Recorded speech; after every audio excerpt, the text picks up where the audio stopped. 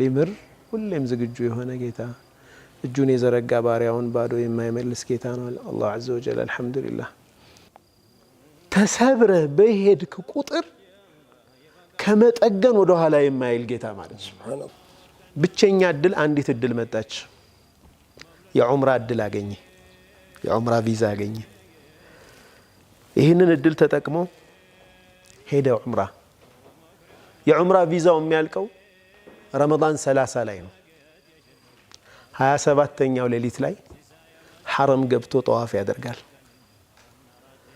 ሰውየው ዲን ያቃል ብዙ ዱዓዎች ሐፍዟል ሁሉም ዱዓዎች ግን ከምላሱ ጠፉ ጌታዬ ሆይ ልቤን ጠግነኝ የሚል ነበር ዱዓ ልቤን እንዲህ የሚይዘኝ ታሪክ ማለት የዝች እናት ታሪክ طيب بسم الله الرحمن الرحيم الحمد لله رب العالمين الصلاة والسلام على رسول الله صلى الله عليه وسلم الحمد لله እንግዲህ አላህ Subhanahu Wa Ta'ala ሐያታችን አቆይቶ ድጋሜ እሱን ስም ለማውሳት ስላበቃን እናመሰግነዋለን አልহামዱሊላህ ያለፈው ሳምንት እንግዲህ ከአልሙጂብ ጋር እና ከሌሎቹ ከዛ በፊት ካየናቸው ስሞቹ ጋር እንደኖርን ተስፋ አደርጋለሁ አልሙጂብ ሁሉንም ጉዳያችንን ሊፈጽምልን ዝግጁ የሆነ ጌታ ነው ያለን አልহামዱሊላህ ان الله يبسط يده بالنهار ليتوب مسيء الليل ነው የሌሊት እንኳን ኃጢያተኞች እንዲተውብቱ አላህ እጁን በቀን ይዘረጋል ነው ሊምር ማለት ነው ሊምር ሁሌም ዝግጁ የሆነ ጌታ እጁን የዘረጋ ባሪያውን ባዶ የማይመልስ ጌታ ነው አላህ ዐዘ ወጀል አልহামዱሊላህ ዛሬ ደግሞ ከፍተኛ የረህማ የእዝነት ስሙን እናያለን በጣም አዛኝነቱን በጣም የሚገልጽ ስም እናያለን እስኪ አዛኝነቱን የሚያሳዩ ስሞች እስኪ ንገሩ الرحمن الرحيم الرحمن الرحيم አይተናል الرؤوف الرؤوف الغفور نعم الودود ودود በጣም الودود እውነት ነው እነዚህ ሁሉ በቀጥታ ረህማን የሚያሳዩ ናቸው ብዙ ጊዜ የማንገምተው ነገር ነው ግን ዛሬ የምናየው አልጀባርን እናያለን አልጀባርና ረህመት ይገናኛሉ አልጀባር ብዙ ጊዜኛ የምናስበው ኃያልነቱን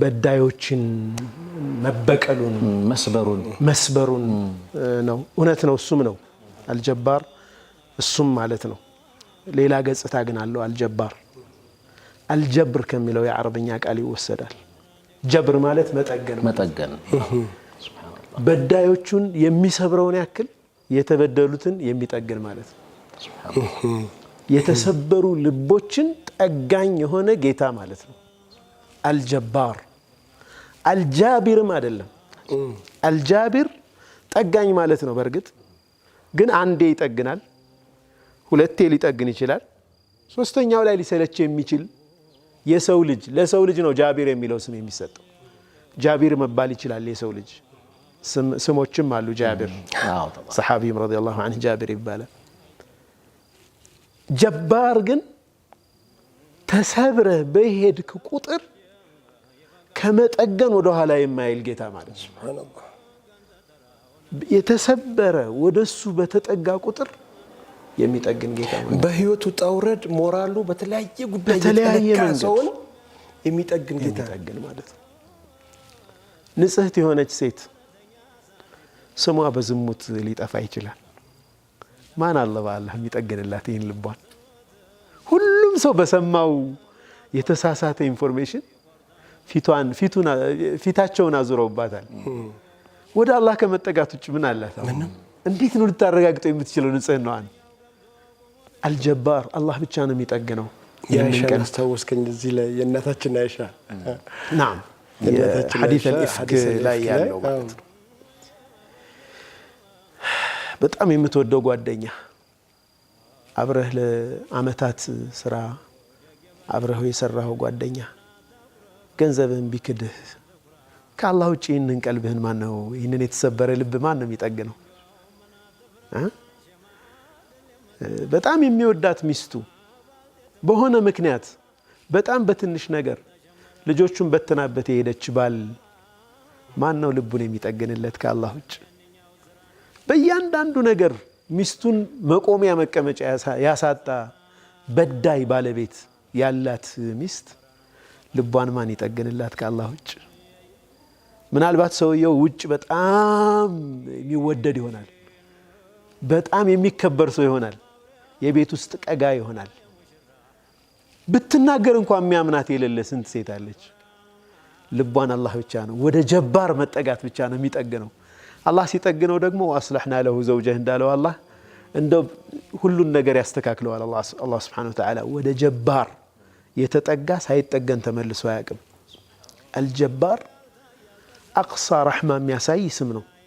የመጨረሻ እዝነትን የያዘ ስም ነው። ይገርም ነው። ብዙ ጊዜ ከብርታት ጋር ነበር። ብዙ ጊዜ ያኛውን ገጽታ ብቻ ስለምናየው ነው። እኔ እዛ ላይ ነው ማተኮር የምፈልገው። ያ የታወቀ ነው። አላህ ጀባር ነው፣ ሀያል ነው። የሀያሎች ሁሉ ሀያል ነው። አየን እኮ በእኛም እድሜ ሀያል ነን ያሉ ገንድሶ ሲጥላቸው ወንድሜ ሙባረክ አደም ይነግረኝ ነበርና ግድግዳ ግፉ ይሏቸው ነበር ማዕከላዊ። እኔን አላሉኝም። ግፉ ግፋው እስኪ ግድግዳውን፣ ይህን ግድግዳ ማንቀሳቀስ እንደማትችለው እኛን አትችልም ይሉ ነበር። የዒዛ በቃ የመጨረሻ ጉሩር ውስጥ የገባውን አላህ ዐዘ ወጀል እንዴት እንደሚጥለው። ጀባር ያኛው ሳይዱ በጣም የታወቀ ነው። እኔ ግን ረሕመቱን ፓርት እዝነቱን የተሰበሩ ልቦችን የሚጠግን ጌታ ነው አላህ ሱብሓነሁ ወተዓላ። ያን ፓርት እናያለን። ሐኪሞች የአጥንት ሐኪሞች አካልን ሊጠግኑ ይችላሉ። አላህ ግን ቀልብን ነው የሚጠግነው። እውነት ነው። አካልንም እነሱ አይጠግንም ይላሉ። እነሱ አይጠግኑም አካልን ከአካል ጋር አገናኝተው ያስሩታል፣ ይጠምዱታል እንጂ እነኛን ሴሎች ሪሃብሊቴት አድርጎ ሴሎቹን አገናኝቶ እንደገና እንዲጠገኑ የሚያደርገው አልጀባር ነው የፈጠረው አላህ ሱብሓነሁ ወተዓላ። ሴሎቹ ውስጥ እጅ የላቸውም ሐኪሞቹ። ሴሎቹን ያቀራርቧቸዋል። ቀዶ ጥገናም ከሆነ ይሰፉትና ያገናኙታል እንጂ ሴሎቹን ተንሺጥ አድርጎ አክቲቬት አድርጎ የሚያገናኘው ጌታ አላህ ነው፣ የሚጠግነው አላህ ነው። ብዙ ነገር እኮ አላለም። ቀዶ ጥገና ሲሰሩ እኮ ኢንፌክሽን የሚባል ከባድ ነገር አለ። በአይን ከማይታዩ እጅግ በጣም አደገኛ ህዋሳት ጠብቆ አላህ ያንን ወደ ከነበረበትም ወደ ተሻለ ሊመለስ ይችላል። ኢማም ኢብኑ ቀይም ረሕመቱላሂ ዐለይህ አንድ አጥንት ተሰብሮ አንድ ሰው ሲጠገን በጣም ይጠነክራል አሉ። የተሰበረ ቀልብም ከተጠገነ በኋላ በጣም ነው የሚጠነክረው፣ በጣም ነው የሚታደሰው፣ የተሻለ ሐያት ነው የሚኖረው አንድ ሰውና ቀልብንም ብቻ ሳይሆን አካልንም እንኳ ፊዚካል የሆነውን ነገር ነው አካላዊ የሆነ ንክኪ መፍጠር እንጂ ሐኪሞቹ በትክክል ጠጋኙ አላህ ነው። የቀልብንማ ተወው፣ ማንም ሊጠግነው አይችልም ከአላህ ሱብሓነሁ ወተዓላ ውጭ። አንዳንድ ጊዜ እጅግ በጣም ከባድ የሆኑ ከአቅማችን በላይ የሆኑ ነገሮች ያጋጥሙናል። የቲምን ብናስብ ምድር ላይ ማንም ደጋፊ የሌለው አንድ ህፃን 10 ዓመት 15 ዓመት ሆኖታል። ወላጆች ልጆቻቸውን ይዘው ሲዝናኑ ሲያይ እንኳ እንዴት ነው ልቡ የሚሰበረው? አባቴ ብሎ ሄዶ የሚያወራው የሚያጫውተው ማጣቱን እንዴት አድርጎ ቀልቡን እንደሚሰብረው አስቡት። የዚህን ህፃን ልጅ ልብ አላህ ብቻ ነው የሚጠግነው፣ ማንም ጠጋኝ የለውም። አንድ ታሪክ ላጫውታችሁ። በአንድ ወቅት አንድ የዳዕዋ ሰው እንግዲህ መቼም እስልምናን የያዘ ሰው ብዙ ፈተና ይደርስበታል በዚች ምድር። ሀገር ውስጥ መኖር የሚያስችለው ሁኔታ አልተፈጠረም። ሀገሩ ላይ ከባድ ችግር ተፈጠረበት። መኖር የማይችልበት ከባድ ችግር ተፈጠረ። ሌላ ሀገር መሄድ የሚችልበት ቪዛ የለውም። ብቸኛ እድል አንዲት እድል መጣች። የዑምራ እድል አገኘ። የዑምራ ቪዛ አገኘ። ይህንን እድል ተጠቅሞ ሄደ ዑምራ። የዑምራ ቪዛው የሚያልቀው ረመዳን 30 ላይ ነው። 27ኛው ሌሊት ላይ ሐረም ገብቶ ጠዋፍ ያደርጋል። ሰውየው ዲን ያውቃል፣ ብዙ ዱዓዎች ሐፍዟል። ሁሉም ዱዓዎች ግን ከምላሱ ጠፉ። ጌታዬ ሆይ ልቤን ጠግነኝ የሚል ነበረ ዱዓ። ረቢ ጅቡር ኻጢሪ፣ ያ ረብ ልቤን ጠግነኝ፣ ልቤን ጠግንልኝ፣ ልቤን ጠግንልኝ። በቃ ይህም ብቻ ነው የሚለው። ጠዋፍ እያደረገ ዱዓው ይህ ብቻ ነው። ምላሱ ከዚህ ውጭ ማለት አልቻለም። ሌሎች ዱዓዎች ሁሉ ጠፉት። ከአን አላህ ዐዘ ወጀል ይህንን ልብ ሊጠግን ፈልጎ ይህንን የሚያስብለው ነው። ምን ብለናል? አልሙጂብ ላይ አላህ አንድን ባሪያውን ሊሰማው ሲፈልግ ለዱዓ ይገረዋል፣ ለዱዓ ይገረዋል ብለናል። ታዲያ ይህንን ብቻ መደጋገም ጀመረ። ይህ ሰውዬ ይደጋግማል። ጌታዬ ልቤን ጠግንልኝ ይላል፣ ያለቅሳል። የሚሰማው ቁርአን አያ ሁሉ ያስለቅሰዋል። ሁኔታዎች በሙሉ ልቡን ሆድ ብሶታል፣ ልቡ ተሰብሯል። ገባ መጨረሻ ጠዋፍ ላይ ባለበት አንድ ሰው ያገኘዋል። እገሌ ነህ እንዴ? አዎ 3 ቀኔ ነው የምፈልግህ አለው። 3 ቀን ሙሉ እፈልግሃለሁ። ነቢዩ ሰለላሁ ዐለይሂ ወሰለም በህልም የመጣው መልእክት ልከውኛል ወደ አንተ። ያ አላህ አብሽር ወስቡት ወአንተ ዐለል ሐቅ፣ አንተ ሐቅ ላይ ነው ያለኸው፣ ጽና። ከአንድ ዓመት በኋላ አላህ ይከፍትልሃል፣ ሰብር አድርግ ብለውሃል። ያ አላህ የዚህን ሰውዬ ልብ ከዚህ በላይ የሚጠግን ነገር የለም። ሪሳላ ሚን አላህ ዐዘ ወጀል፣ ከአላህ የሆነ መልእክት በነቢዩ ሰለላሁ ዐለይሂ ወሰለም በኩል በህልም ታይተው በጣም አለቀሰ። በጣም አለቀሰ። በጣም ተደሰተ። ጭንቀቱ ሁሉ ለቀቀው። ወዲያውኑ ስልክ ተደወለለትና ከሐረም ወጥቶ የተደወለ ስልክ ነበር። ሲያናገር አንድ የሳውዲ ዜግነት ያለው ከፍተኛ ባለስልጣን እዚህ ሀገር ቪዛ አግኝቼልሃለሁ፣ አብሽር፣ ከዚህ በኋላ ምንም ችግር የለብህም ብሎ የዛኑ እለት በስልክ ነገረው። አላህ ልቦችን እንዲህ ይጠግናል። ወደ አልጀባር ወደ ጠጋኙ ጌታ አላህ ስብሓነሁ ወተዓላ ተጠግቶ ያልተጠገነ ባሪያ የለም። የምር እንኪሳር ይኸውልህ፣ አረዛቅ ሰጪ የሆነው ጌታ አላህ ዐዘ ወጀል መርዙቅ ይፈልጋል፣ የሚሰጠው ይፈልጋል። አተዋብ ሙዝኒብ ይፈልጋል፣ ወንጀለኛ አለ። አተዋብ ስትል ወንጀለኛ አለ ወደ አላህ የሚዋደቅ። አረዛቅ ስትል ሪዝቅ የሚፈልግ ምስኪን አለ፣ ደሃ አለ። አልጀባር ስትል ሙንከሲር አለ፣ የተሰበረ ሰው አለ። የተሰበረ ካለ ወደሱ ከተጠጋ ይጠግነዋል ማለት ነው። ሱብሓነላህ። አንዳንዴ አልጀባር በሀያልነቱ የሰበረውን ዛሊም ማለት ነው፣ እንደገና ያ ዛሊም ተሰብሮ ይጠግነዋል።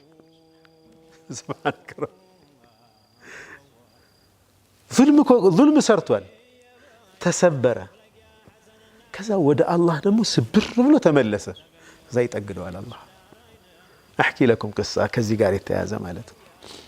ሰውዬ 2 ልጆች አሉት እና ሁሌ ግን በሰዎች ማሾፍ ልምዱ ነው፣ ያላቅጣል በሰዎች ላይ። 2 ልጆች ግን አሉት።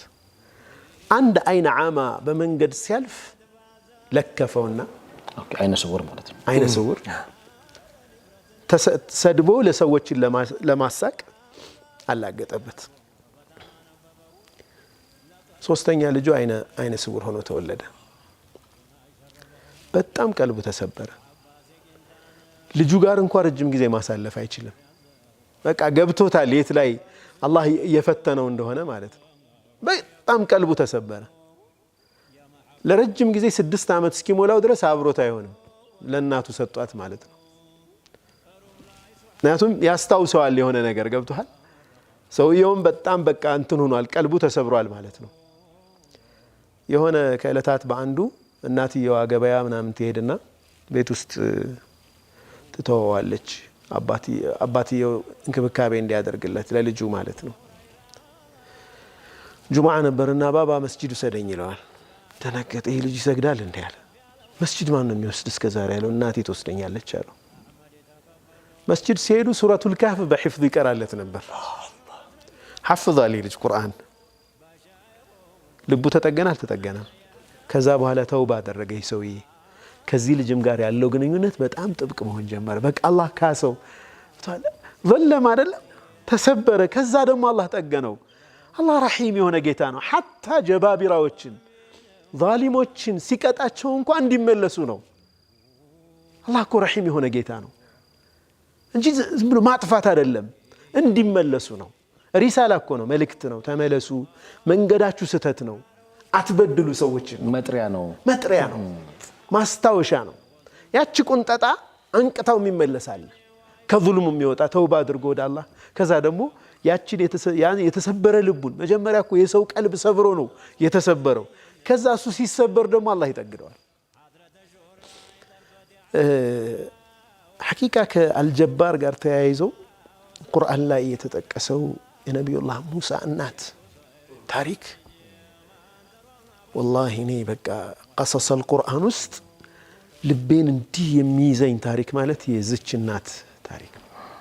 ልጇን ጣዩ ተብላ ዓላ ፊል አርድ ፊርዓውን እኮ ኢነ ፊርዓውን ዓላ ፊል አርድ በጣም በቃ አምባገነን ሆነ ይላል እኮ አላህ።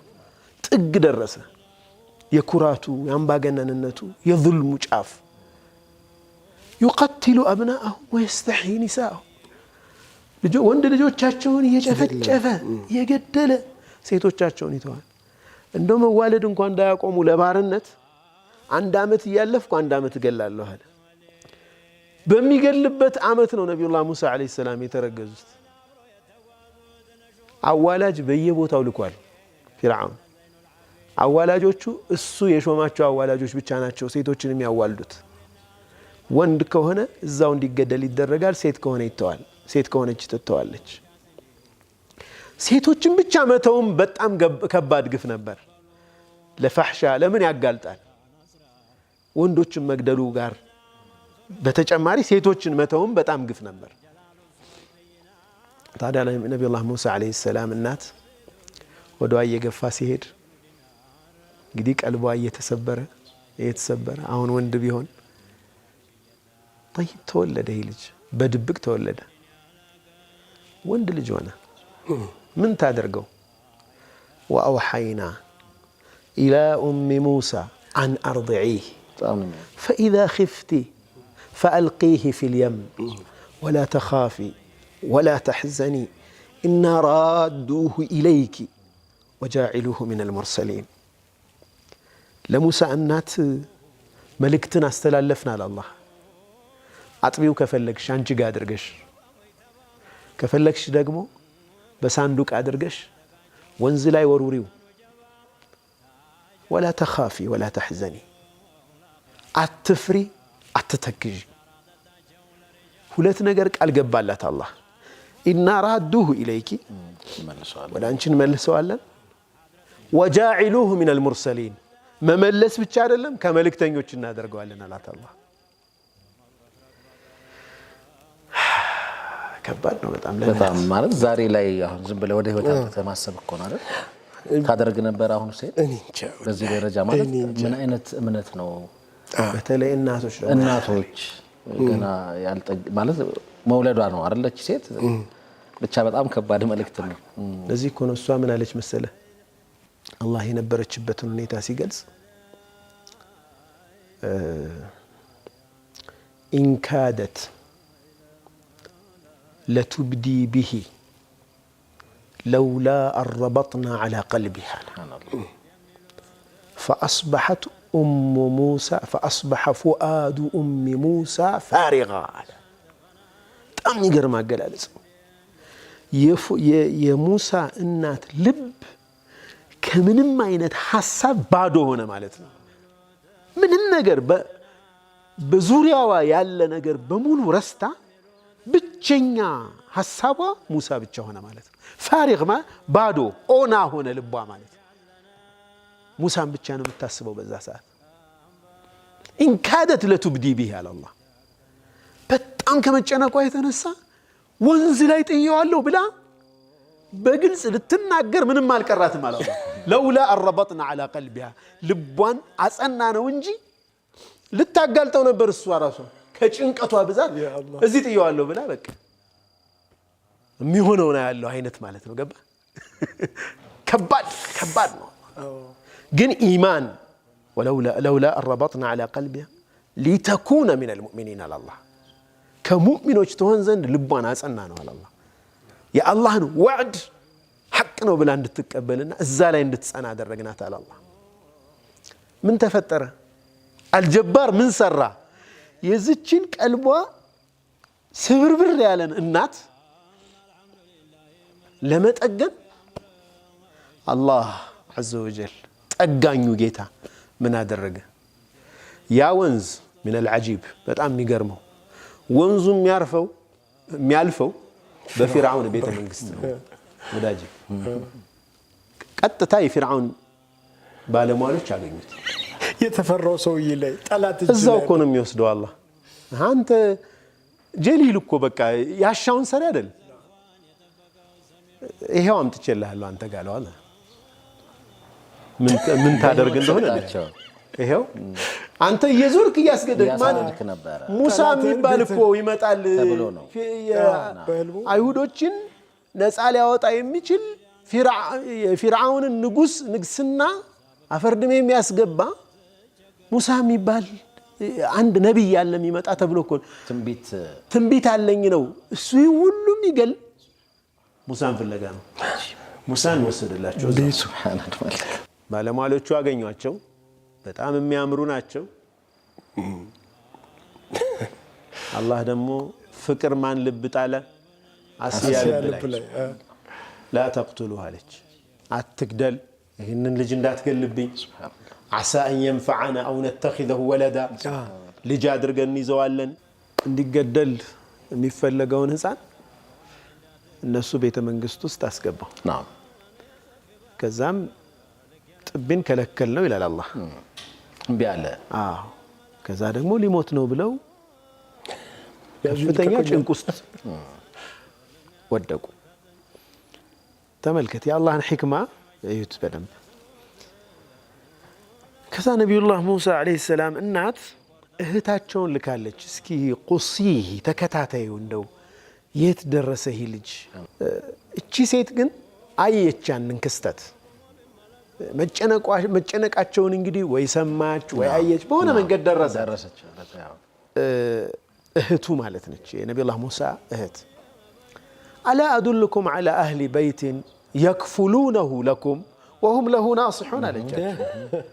በደንብ የሚንከባከቡ ሊያሳድጉላችሁ የሚችሉ ቤተሰቦች ሊጠቁማችሁ እንዳለች። እሺ የታሉ? እናት ተጠርታ መምጣት፣ ከዛ አጥቢ ተብላ ተከፍሏት ደሞዝ ተደርጎላት ልጇን በቅፎ አሳደገች ቤተ መንግስት ውስጥ። ሱብሃንአላህ አላህ ሱብሃነሁ ወተዓላ የፈለገውን ማድረግ የሚችል ጌታ ነው። የተሰበረን ቀልብ የሚጠግን ጌታ ነው። ሊገድሉት የሚፈልጉትን ህፃን ልትገድሉት ነው እንዴ እናንተ የምትፈልጉት? እኔ በእጃችሁ ነው የማሳድገው አላቸው አላህ። ሱብሃንአላህ በእጃችሁ እናንተ ደሞዝ እየከፈላችሁ ነው የምታሳድጉት። አላህ ይህንን ክስተት እንዲህ ገልጸዋል።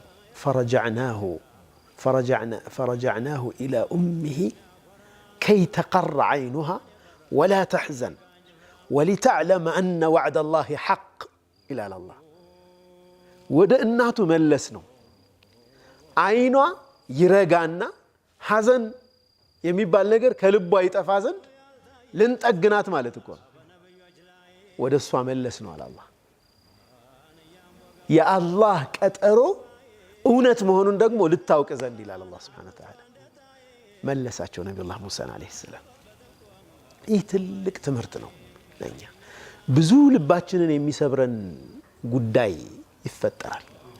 ያን ጉዳይ ግን ወደ አላህ በተጠጋን ቁጥር ኢነማ አሽኩ በሲ ወሑዝኒ ኢለላህ ሲሉ ነቢዩላህ ያዕቁብ ዓለይሂ ሰላም ሐዘኔን፣ መከራዬን፣ ትካዜን አቤት እምለው አላህ ጋ ነው አሉ። አላህ ስብሓነሁ ወተዓላ ያ የጠፋ ልጃቸውን ሞቷል የተባሉትን ልጃቸውን እንዴት አይነት ተኩላ ናት!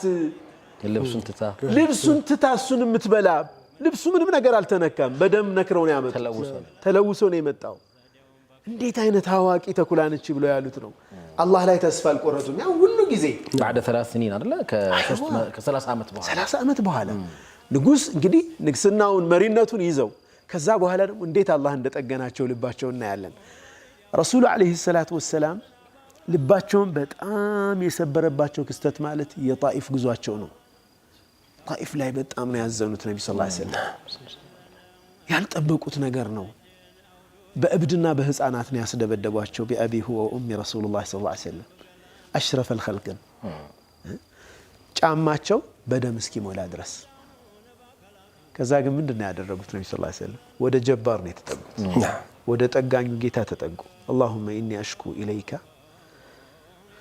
ضعف قوتي وقلة حيلتي وهواني على الناس يا أرحم الراحمين. يجرم الدعاء معك. قال دكامنتين مواردين يسو زند مناكين لا أنت أبيت لالله أنت يا أزانيوش أزانينا إلى من تكلوني يالو وده ما نو متوين ما نالي متجا وده طلعتنا وين متوين وين ማንነት ምንም የማይታወቁ ሰዎች እጅ ላይ ነው ወይ መተወኝ إن لم يكن بك غضب علي فلا أبالي ያሉ ነብዩ ሰለላሁ ዐለይሂ ወሰለም ይገርም መዝጊያ ነው። እኔ ላይ ተቆጥተህብኝ ካልሆነ ግድ የለኝም አሉ ولكن رحمتك أوسع لي ግን እዝነትህ ለኔ ደግሞ ሰፊ ነው። ካልተቆጣህብኝ ያመጣህብኝ ለመቀበል ዝግጁ ነኝ። ከቁጣህ የመጣ አይሁን እንጂ ግድ የለም አሉ። ግን ደግሞ ረህመትህ ደግሞ ሰፊ ነው። በዚህ ሁኔታ ላይ ያሉ ነው። አዳስ የሚባል ሰው መጥቶ ዘለላ ተንሰጥቷቸው ወይን ሰጥቷቸው የት ነህ ሲሉ ነይነዋ የምትባል ቦታ ላይ ነው የመጣሁት አላቸው። ነነዌ ትባላለች አይና ወደዚህ ወደ بالعربي ነይነዋ ነይነዋ ነው ግን ነነዌ ነው በአማርኛ። ኦኬ የወንድሜ የዩኑስ ሀገር ነው እንደ ያሉት ነብዩ ሰለላሁ ዐለይሂ ወሰለም። ሹፍ አላህ ቀልባቸውን የሚጠግን ነገር በዚህ ሰው ያመጣላቸው መጀመሪያ ዩኑስን እንዲያስታውሱ የነቢያቶች ጎዳና ላይ ነው ያለሁት እኔም ይሲ ዩኑስ ስንት ነገር ደርሶባቸዋል ገባ። ከዛ ግን ትልቁ ጀብር ማለት ነው ትልቁ ጥገና ወሰዳቸው እስራ ወልሚዕራጅ አላህ በዚህ ወቅት ያ መሐመድ ምድር ላይ ደበደቡ፣ አቆሰሉ፣ አደሙ። እኛ በሰማይ ደግሞ እንክሳለን። ሽልማትህ እዚህ ነው። የክብር እንግዳ የክብር እንግድነት ቪአይፒ ቪቪአይፒ አረ እንደው ምንም አይገልጸውም። ያ اخي በሰማይ ዓለም እንግዳ ነህ።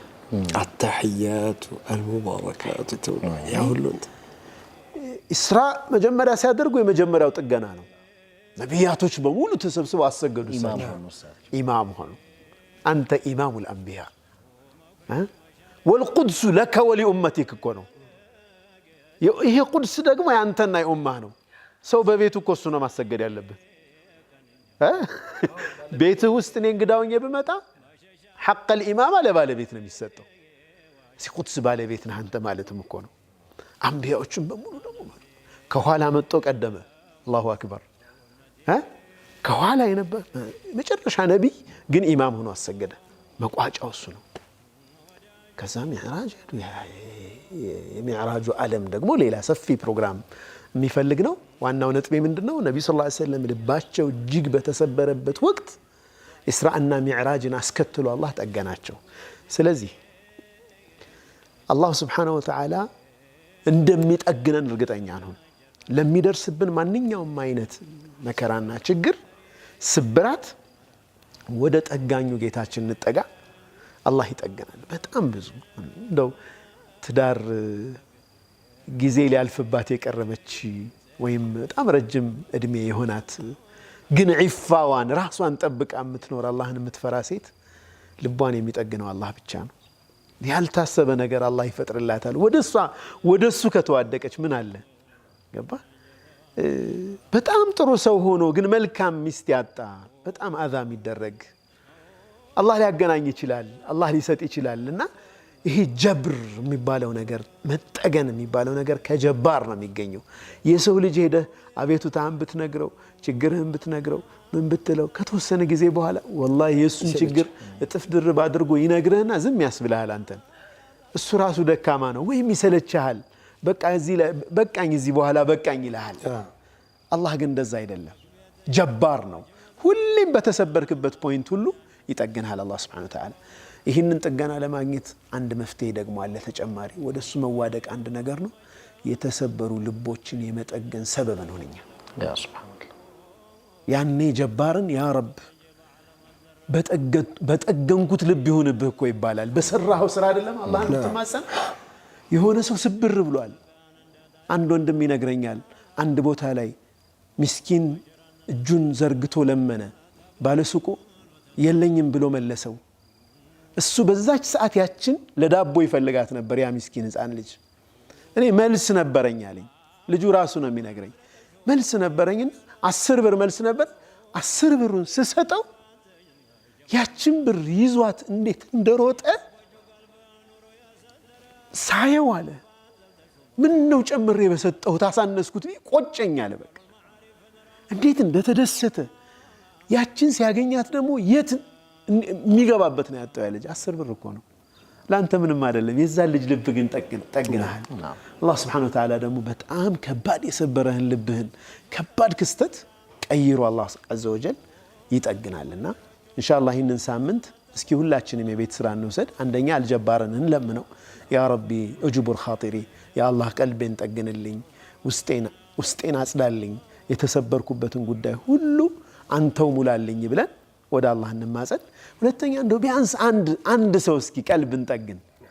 ኦኬ አንድ በቃ የሆነ ስደተኛ ሊሆን ይችላል፣ ተፈናቃይ፣ የቲም የሆነ እናስደስተው ያልተጠበቀ ነገር ማለት ነው። አንዳንዴ 100 ብር ወላሂ ከ100 ሚሊዮን ብር የሆነ ላለው ሰው እኮ 1 ሚሊዮን ብር ብትሰጠው ምንም ላይሆን ይችላል።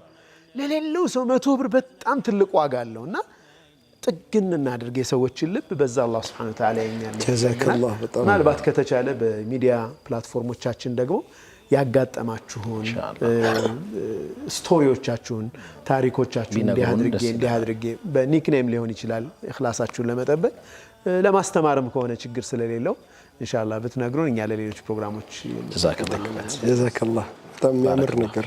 ቅድም ስንነሳም ስለህ ነበረ የአላህ ጀባርነቱን ከብርታት ከኃይል ከሁሉ በላይ አሸናፊ ከመሆን ጋር ዟሊሞችን ከመስበሩ ጋር ነውና ቁርአን ውስጥ ብዙ ቋል ተጠቀሰ ማለት ነው። አንድ ቦታ ላይ ነች በነገራችን ላይ ጀዛከላህ አንድ ቦታ ላይ ነው አልጀባር የሚለው ስም ቁርአን ላይ ተጠቀሰው። هو الله الذي لا اله الا هو الملك القدوس السلام المؤمن المهيمن العزيز الجبار المتكبر አንድ ቦታ ላይ ነው የተጠቀሰው።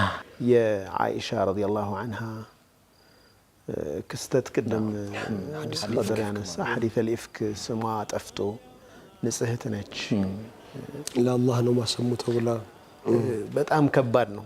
ቡኻሪ ላይ ሙሉውን ታሪኩን አንድ ትልቅ ሼክ ጋር ነው የቀራሁትና እኔ አልቻልኩም። በጣም ትራውማቲክ ነበር ለሷ በጣም ከባድ ነበር።